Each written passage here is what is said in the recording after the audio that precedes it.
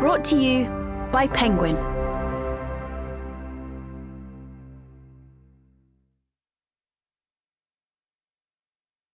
The Lonely Londoners by Sam Selvon.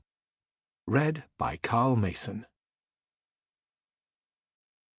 One grim winter evening, when it had a kind of unrealness about London, with the fog sleeping restlessly over the city and the lights showing in the blur as if not London at all, but some strange place on another planet, Moses Aloetta hopped on a number 46 bus at the corner of Chepstow Road and Westbourne Grove to go to Waterloo to meet a fellow who was coming from Trinidad on the boat train. When Moses sit down and pay his fare, he take out a white handkerchief and blow his nose. The handkerchief turned black, and Moses watched it and cursed the fog. He wasn't in a good mood, and the fog wasn't doing anything to help the situation. He had was to get up from a nice warm bed and dress and come out in this nasty weather to go and meet a fella that he didn't even know. That was the hurtful part of it. It's not as if this fella is his brother or cousin or even friend. He don't know the man from Adam. But he get a letter from a friend in Trinidad who say that this fella coming by the SS Hildebrand, and if he could please meet him at the station in London and help him until he gets settled. The fella named Henry Oliver, but the friend told Moses not to worry, that he described Moses to Henry. That all he have to do is be in the station when the boat train pull in, and this fella Henry would find him. So for old time's sake, Moses find himself on the bus going to Waterloo, vexed with himself that his heart's so soft that he always doing something for somebody and nobody ever doing anything for him. Because it looked to Moses that he hardly have time to settle in the old Britain before all sorts of fellas start coming straight to his room in the water when they land up in London from the West Indies, saying that so-and-so tell them that Moses is a good fella to contact, that he would help them get place to stay and work to do. Jesus Christ, Moses tell Harris, a friend he have. I never see a thing so.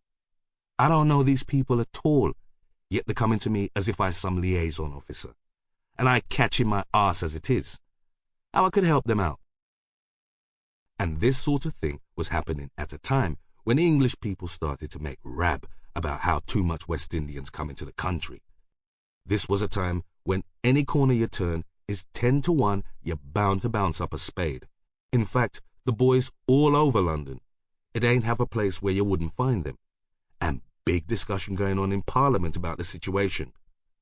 Though the old Britain too diplomatic to clamp down on the boys or to do anything drastic, like stop them from coming to the mother country.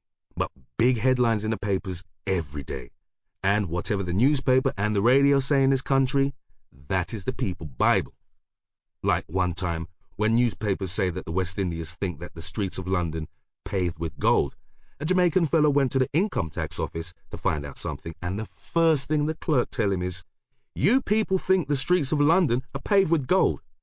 Newspaper and radio rule this country. Now the position have Moses uneasy, because to tell truth, most of the fellas who come in now are real hustlers, desperate. It not like long time when 40 or 50 straggling in. They invading the country by the hundreds.